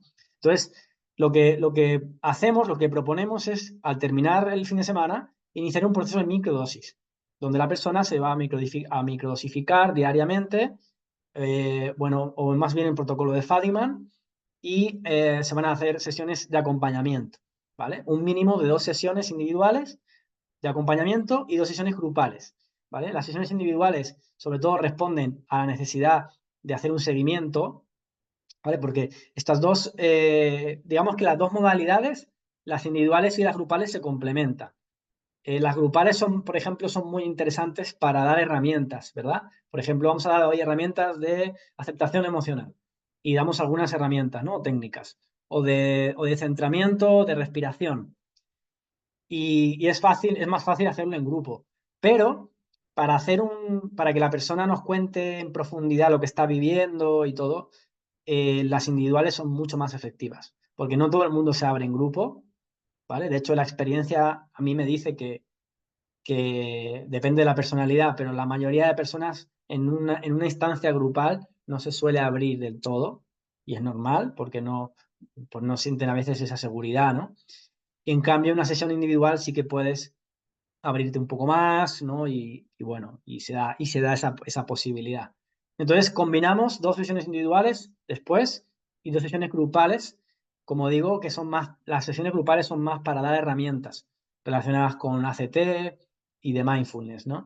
Entonces, con esto lo que buscamos es que la persona, aumentar esa ventana de oportunidad, esa flexibilidad, esa neuroplasticidad del cerebro, para generar cambios. Porque la gran pregunta es, ¿de qué sirve tener una experiencia con hongos muy, muy potente, muy intensa, si después eso no se traduce en cambios, cambios concretos, ¿no? Del día a día, que se pueden ir aterrizando? Puede ser un cambio de hábito, un hábito que queremos dejar, que no nos gusta, puede ser simplemente mejorar una relación con alguien, o puede ser simplemente mejorar nuestra propia estado de salud mental, ¿no? Bajar la ansiedad, dormir mejor, estar más en paz. O sea, pueden ser muchas cosas diferentes, objetivos, pero lo que buscamos es aterrizar, ¿sí? Aterrizar la experiencia para que eso realmente produzca cambios concretos, ¿no? Porque creemos que eso es lo más beneficioso, ¿no? Y para ello, por eso tenemos todo ese proceso de integración.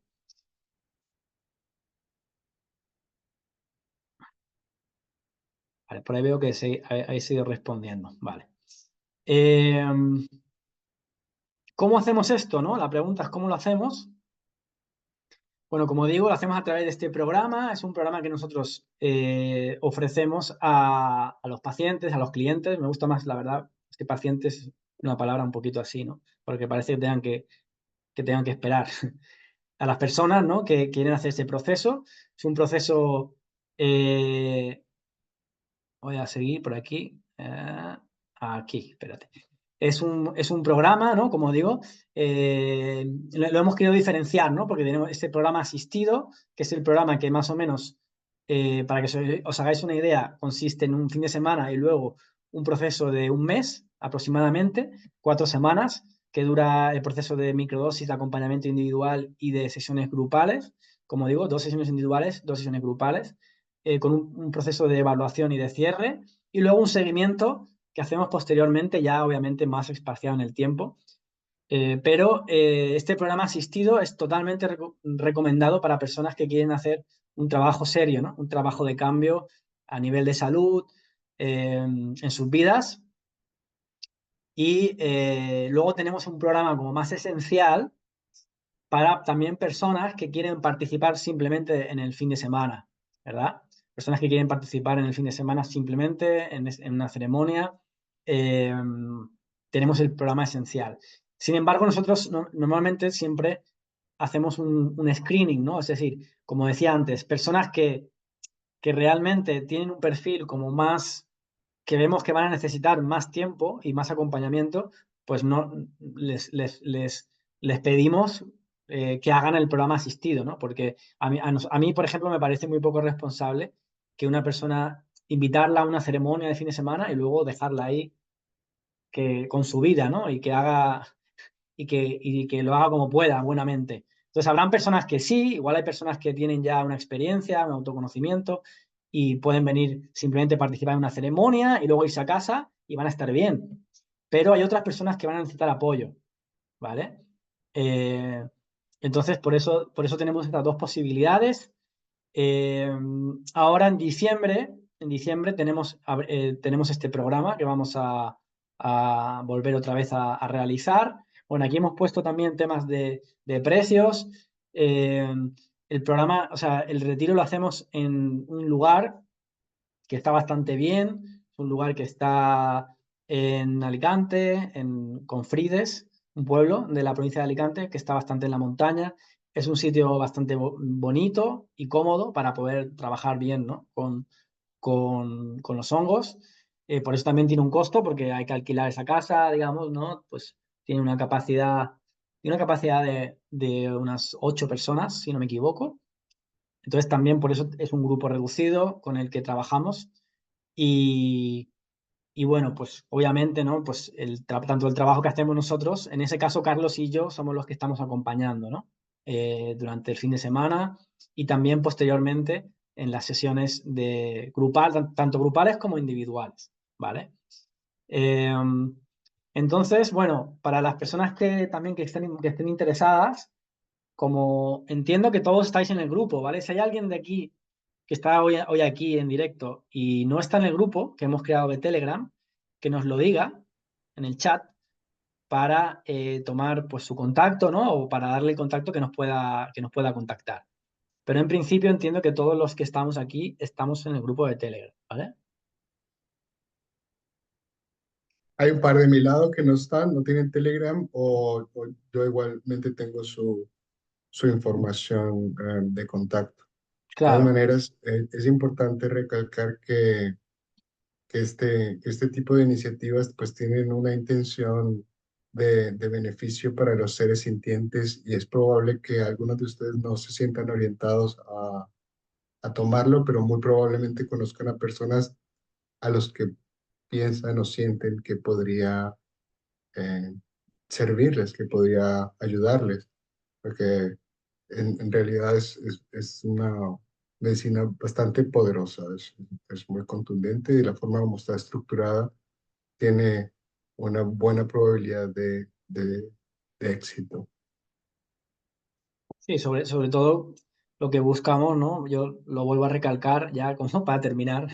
Ya empezamos con las preguntas, ¿vale? Preguntas, respuestas y tal. El tiempo que no sé qué hora es porque no estoy mirando la hora. Carlos, ¿tú sabes qué hora es por ahí? ¿Qué horas son? 8:30. 8:30. Ah, vale, es que no tengo aquí la presentación, no me sale la hora. Vale, 8:30, bueno, estamos bien, estamos on the limit, en the límite. Eh, Simplemente recalcar, ¿vale? Por nuestra parte, que consideramos que, bueno, estas medicinas hay que trabajar de manera seria, profesional y en un proceso de acompañamiento que sea un proceso que vaya más allá de una simple experiencia. ¿Vale? También estamos en un contexto, yo conozco que hay un contexto en el que se hacen ceremonias, tanto de hongos como de ayahuasca, pero se están haciendo también de una manera, realmente hay que decirlo, poco profesional, sobre todo en términos de salud, ¿no? Porque las personas van a la ceremonia, no están preparadas, no hay un filtro, no hay un buen screening, toman la ceremonia, toman la planta y luego para su casa, ¿no? Entonces, yo personalmente, y estoy dentro de una red, ¿vale? Que si a alguien le interesa me puede contactar, en una red que se trata de apoyar a personas que han tenido malas experiencias y malas experiencias con enteógenos, han tenido malas ceremonias y han quedado bastante mal después, ¿no? A nivel de salud mental. Y cada vez desgraciadamente, cada vez hay más personas, cada vez recibimos más pedidos de este tipo de personas, ¿no? Sobre todo, no tanto con hongos, pero sobre todo con bufo, y que es, la mayoría que vienen es con el tema del bufo, y bueno, vienen bastante mal. Después tienen, pues eso, no logran relacionar lo que han vivido con su vida, ¿no? O sea, quedan como muy disociadas, ¿no? En términos de experiencia. Y eso es lo que no queremos, obviamente, ¿no? Queremos hacerlo con la mayor seguridad posible, teniendo en cuenta que también esto hay un punto de riesgo que hay que saber, ¿no? Que existe, ¿no? Con estas medicinas, ¿no? Así que nada, dicho eso, Carlos, si te parece, damos lugar ¿no? A algunas de las preguntas antes de Sí, cerrar. algunas de las preguntas, no sé si quieres ya hacer la presentación. Algunas de las preguntas que hizo Sandra las respondí. No sé si los demás participantes tuvieron la oportunidad de leerlas o de leer las respuestas para ver si tienen alguna pregunta similar. Algunas de ellas las respondí con lo que conozco y en términos teóricos, científicos y algunas otras en términos más empíricos. Vale, la única que no respondí fue la primera, que ya no me acuerdo qué Ah, decía. sí, Perdóname, y ahí Sergio Escobar también tiene una Sí, pregunta, si quieres desplegar, Salva también, y en el chat ahí se me olvida el nombre del Telegram, José Delgado vale. también Bueno, dejó, pues vamos con ello. Tu primera pregunta. Procesos de investigación, si conocemos procesos de investigación o alianza para el conocimiento intercultural con hongos. No. Víctor, perdona, ¿puedes repetirla? si conoces algún proceso de investigación o alianza para el conocimiento intercultural con hongos. Por lo menos yo no lo conozco desde la ciencia, o sea, que la ciencia se haya aproximado a un conocimiento intercultural, cómo se ha realizado, cómo se realizan otras culturas, qué tipo de efectos en otras culturas, no. No, a Está ver, muy empinito la investigación de claro. psicodélicos.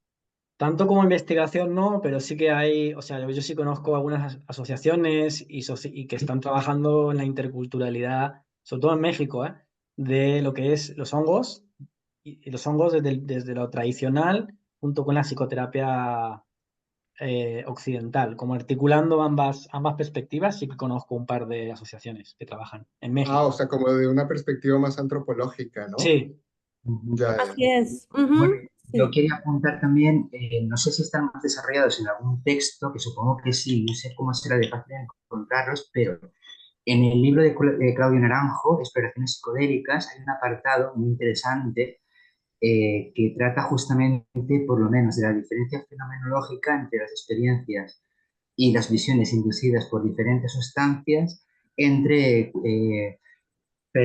personas pertenecientes a grupos culturales, incluso grupos propiamente dichos como, caramba, me sale ahora la palabra, autóctonos de una tradición particular y los occidentales, donde habla, por ejemplo, de las similitudes muy interesantes entre la aparición, por ejemplo, del jaguar o de la anaconda, entre personas pertenecientes a esta misma cultura y gente ajena a la misma, ¿no? Entonces recuerdo que en este libro, Exploraciones psicodélicas, hay un capítulo dedicado a esto y creo que son artículos de la primera época de Claudio Naranjo como psiquiatra en los años 70-80, creo recordar. Entonces podéis acudir a este libro y quizá ampliar un poco más de bibliografía a partir de ahí. Mm. sí, Sí, eso siempre me ha parecido muy interesante porque al final de cuentas el conocimiento objetivo no es nada más que intersubjetividad. Es decir, si yo lo veo y vos lo ves, está ahí. Sí, hacemos un acuerdo para decir que esto es un metro y esto es un metro y entonces todos entendemos que esto es un metro y todos tenemos la noción de que esto es un metro y todos vemos un metro. Entonces, si yo veo serpiente aquí y vos tomás ayahuasca en Indonesia con tus indonesios y también ves serpiente y también ves jaguar y también ves águila, entonces, ¿cómo está ese rollo de la fenomenología? Es súper interesante, sí. Hay cierta sí. resonancia y una especie de universalidad, ¿no? Por lo menos simbólica en este tipo de experiencias muy interesantes. Sí. Sí, esto es, sobre todo, para mí me parece muy interesante, ¿no? También el trabajo que se ha hecho en Takiwasi, desde el inicio, es un trabajo que tiene que ver con crear un puente, ¿no? Como un puente entre la cosmovisión amazónica tradicional, en este caso indígena, y la visión más occidental. Yo creo que tender esos puentes y esa articulación es lo que tenemos que hacer, porque los dos extremos, o sea, son como los dos hemisferios, ¿no? Yo lo veo como que el hemisferio izquierdo fuera el occidental y el derecho, ¿verdad? Es el indígena, que es mucho más global, holístico, y el otro es mucho más analítico, racional, intelectual y tal. Entonces, creo que tenemos que unir como las dos perspectivas, porque también, por ejemplo, se da el fenómeno de personas que hacen turismo, ¿no? Y se van a Amazonas a buscar un curandero y toman con ellos y tienen una experiencia, pero el curandero tampoco les sabe ayudar a que esa experiencia realmente ellos la puedan traducir a un lenguaje, ¿no? Incluso te van a decir, pues yo he vivido en la selva muchos años, te van a decir, no, si está bien, todo está bien, has vomitado. O sea, para ellos, de hecho, el simplemente vomitar, por ejemplo, con la ayahuasca, es lo importante porque has limpiado. No le dan mucha importancia a lo psicológico, ¿sabes? Ni a las visiones que hayas tenido, incluso muchas veces.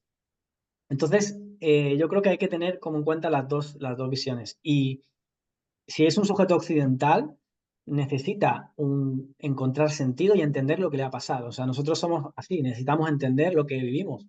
Si no, es muy difícil que lo podamos integrar porque no tenemos esa cosmovisión, ni siquiera tenemos esa cartografía que tienen los pueblos originarios de lo invisible, ¿no? Del mundo espiritual. Yo también me voy acordando, ¿no? También todos los estudios de Mircea Eliade, como antropólogo de lo simbólico, fundamental también. Incluso cuando llegan a hacer el trabajo conjunto Mircea Eliade con Stanislav Grof, cuando Grof empieza a ver que los estudios en experiencias macrodosis, ¿no? Con pacientes, con clientes, que llegan a un punto en el que pasado lo biográfico, lo que se tiene como biográfico, aparecen las experiencias transpersonales a nivel simbólico, cómo trabajan conjuntamente, ¿no? Para crear un poco esta alianza de que el viaje del héroe es una experiencia universal, ¿no? Cualquier sujeto, donde la aparición de ciertos símbolos son como universales, ¿no? Al final también. Claro. Y Agustín Vale. Pani, que creo que también ha hecho algún trabajo interesante sobre esto. Salva, vos tenías la siguiente pregunta, es tuya. Tienes una pregunta sobre el bufo, pero no la entiendo bien. Sí, Información más o menos veraz y objetiva sobre el supuesto uso tradicional. sí, no, es que todavía no me ha quedado, no me ha quedado nada claro. Hay gente que lo defiende muchísimo. Yo, por otra parte, creo no haber encontrado ningún artículo que apunte a, bueno, a un uso tradicional de esta sustancia, ¿no? Y hay gente que es, bueno, se empodera mucho de esta supuesta tradición, pero a mí me parece, o de momento parece que no haya mucha, no sé, mucha veracidad en este supuesto uso tradicional. No sé vosotros si disponéis de información. Te digo, Yo, yo no. claro, yo sí que tengo un poco de información. Bueno, no es mi especialidad, de hecho nunca me ha interesado mucho el tema del bufo, pero lo que yo te puedo decir es que no existe una tradición, realmente.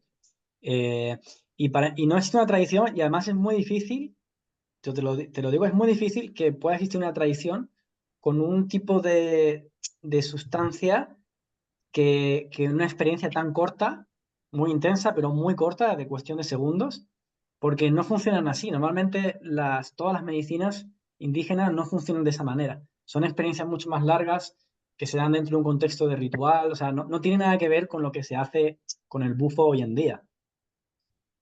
Sí, sí, Eh, incluso parece que la propia forma de extracción de la sustancia ya es un poco sospechosa, igual también. Incluso la forma de consumirla después, también la combustión, pues no es algo especialmente dado en las culturas tradicionales, en lo que significa, o sea, combustionar un cristal, que de hecho es lo que al final queda, ¿no? Como el veneno del sapo una vez está seco, ¿no? Y obviamente esta intensidad, claro, sí, sí, es que es muy occidental, de hecho, responde un poco a la idea de síntesis casi de la química moderna. mm. Sí, sí, bueno, es la perspectiva, ¿no? No es tampoco una sustancia que se pueda modular el efecto, el viaje. Normalmente, fijaros que de lo tradicional, la toma de plantas, o sea, el contexto tradicional más chamánico es un contexto en el que la persona toma una planta, pero lo importante no es tanto la toma de esa planta, sino el viaje chamánico, o sea, lo que el curandero hace en ese proceso, ¿no? De modular, de viajar, ¿no? Él hace como un viaje dentro de eso. Y bueno, mi percepción es que no cumple los requisitos que normalmente se deben hacer, ¿no? Pero bueno, tampoco es una quiero entrar mucho en ese tema, porque, no sé, y habrá personas que les haya ayudado. Genaro creo que quería aumentar algo. Gracias. Sí, ¿qué tal? ¿Me escuchan? Sí, ¿Me escuchan? Ok. Mira, yo sé algo sobre el Bufus alvarius. Hay un doctor Redding y es un sapo que aparece en los periodos de lluvia en los veranos. Es endémico de Sonora, parte de Sinaloa y de la Baja California. Y tiene unos verdugones, unas glándulas en las patas, por las cuales secreta una cantidad de DMT enorme y muy concentrada.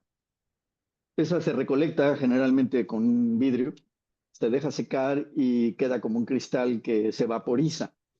A mí me impresionó muchísimo algunos videos que vi en YouTube sobre el efecto de una sola toma con personas que tenían años siendo alcohólicas. De hecho, el tal doctor Redding había sido alcohólico durante muchísimos años y alguna vez se topa con un chamán de la etnia Seri. Los Seri son básicamente los que lo usan.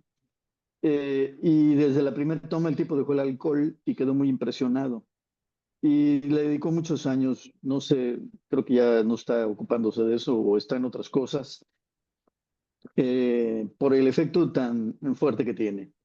Una de las cosas que él relata en una conferencia es que al vaporizarse es DMT, en realidad, pero al vaporizarse cambia un poco la molécula y genera una molécula especialmente potente. Algo parecido a lo que le pasa cuando uno come marihuana, que el hígado la procesa y tiene un efecto aunque tarde más en tener efectos, puede tener efectos más potentes, ¿no? Y una de las cosas para las que se ha usado mucho el búfalo salvario es porque entre la población de seres hay muchos consumidores de meta.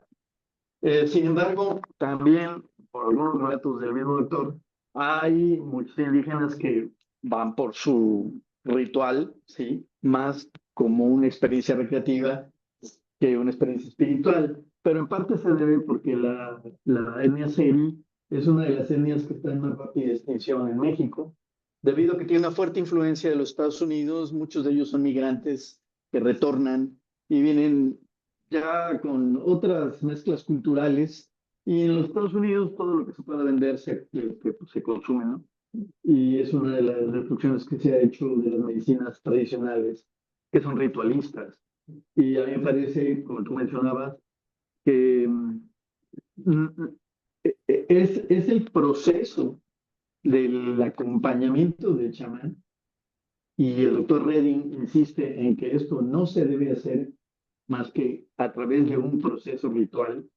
Él ha acompañado a muchos chamanes y ha sido preparado, según él ha relatado, por chamanes para llevar a cabo el proceso. Pero yo me metí a la conferencia de ustedes porque no había encontrado algo que sistematizara un proceso que no solo fuera ir al evento, tener la experiencia y cada quien para su casa. Porque me parece que cuando uno vive en una comunidad indígena, está en la comunidad, ¿sí? Y te acompañan tus vecinos aún después del ritual. Eh, un buen ejemplo de esto es lo que pasó con el pulque durante la conquista. Eh, el pulque era una bebida ritual, no se tomaba de manera así por, por recreación. Y depende de cómo te daba la borrachera con el pulque, ¿sí? El chamán interpretaba el mensaje, ¿no? Fue prohibido durante mucho tiempo, pero bueno, no había suficiente cerveza para los soldados y para los españoles. Y entonces se empezó a comercializar y se permitió su comercialización y desapareció absolutamente todo el fenómeno ritual alrededor del pulque. Y hubo una época en que fue una industria enorme, enorme. Entonces se acabó, digamos, esa experiencia ritual. Creo que el búfalo de los salvarios, hay estelas en donde lo representan olmecas, y posiblemente la civilización olmeca es la primera gran civilización en Mesoamérica, si no es que en América, ¿sí? Muy antigua, probablemente de unos quizá de 3.000 a 5.000 años de antigüedad, y ahí está representado. Y los olmecas existieron en el sureste de México, en donde no hay búfalos salvarios. Sin embargo, parece que lo conocían, lo usaban y lo representan en estelas. Entonces, de que es una medicina tradicional, digamos, de los pueblos originarios, sí lo es. Pero está pasando algo espantoso con estos pobres animalitos, porque llega la gente en las épocas de lluvias y los ordeña. Y tú te puedes encontrar en los cristales restos de sangre de la sobreexplotación que están haciendo de estos animalitos, que supongo yo, es una suposición mía, tienen esta secreción de DMT porque es parte de lo que atrae a la hembra, ¿no? Para cohabitar. Cohabitan y se vuelven a enterrar todo el año hasta que vuelven las lluvias. Y es así que han podido sobrevivir en los desiertos, ¿no? Que cada vez son más calientes. Y eso sería mi comentario. Gracias, Genaro. Oye, Gracias. muy interesante, ¿eh? Bueno, El tema aquí nos has alumbrado a todos con el tema del bufo, que yo creo que desconocíamos bastante. Y nada, como digo, sigamos conectados, ¿no? Aquí yo creo que esto nos da para más, nos podríamos quedar más, más tiempo conversando de estos temas que son súper interesantes. Pero también tenemos ahí otras cuestiones que hacer. Así que ya tenéis nuestro contacto, ¿verdad? Si queréis participar en el programa, apuntaros el número de teléfono, que, bueno, creo que lo hemos puesto anteriormente, pero por si acaso, ¿verdad? Está acá. Un momentito. Aquí. Vale, el número de teléfono. Y nada, lo dicho, que nos estamos encontrando por aquí en el grupo de Telegram. Si queréis, podemos continuar, ¿vale? No lo vamos a deshacer, sino que podemos ir compartiendo otro tipo de propuestas. Si se da, también podemos en algún momento volver a encontrarnos y conversar así, ¿no? Porque yo creo que es muy rico que podamos compartir, ¿no? También como en red, los conocimientos que cada uno tiene de esto, porque, bueno, somos pocos en realidad, pocos frikis que nos interesan estas cosas. Y un poco Claro, a lo veces que nos decís, parece que somos muchos porque nos seguimos encontrando todos en todas partes, pero somos sí, pocos en realidad contra la población en general y vienen bien esta difusión y esta normalización cultural del uso de este tipo de alternativas. Recordarles también que esta charla la haremos también en inglés el próximo martes a la misma hora por el mismo canal. Entonces, si tienen amigos que no son hispanoparlantes o que no pudieron estar, pero son bilingües y le jalan al inglés, la haremos también en inglés la próxima semana. ¿Vale? Ya compartiremos el enlace por Zoom, va a ser un enlace diferente, por Telegram, va a ser un enlace diferente y de mi parte, muchas gracias por escucharnos, que nos hemos tomado nuestro tiempo y les hemos alargado la noche. Muchas gracias por el interés y sobre todo por el corazón que le puedan poner a esta iniciativa, ya sea la nuestra o la de ustedes propia. Ya estaremos en contacto comunicándonos para eso, para formar redes como hacen los honguitos mismos por ahí por debajo de la tierra. sí, sí. Muchas gracias por quedaros hasta el final, ¿no? Y por también lo más importante, que es la atención que nos la habéis dado, porque yo he estado mirando ahí los vídeos, las caras, y habéis estado súper atentos, y eso la verdad es que se agradece mucho. Sí, sí, porque yo estoy acostumbrado a hablar por Zoom y que la gente esté mirando cualquier otra cosa, y aquí habéis estado todos ahí, boom, súper atentos, y eso Ya, también ya. se agradece, ¿vale? Muy bien. Muy bien, pues nada, nos Bueno, encontramos, chiques, gracias. Gracias, un nos abrazo. vemos por el camino. Hasta la próxima. Chao. Gracias por todo. Buenas noches. Chao. Buenas noches, Chao. gracias. Buenas noches.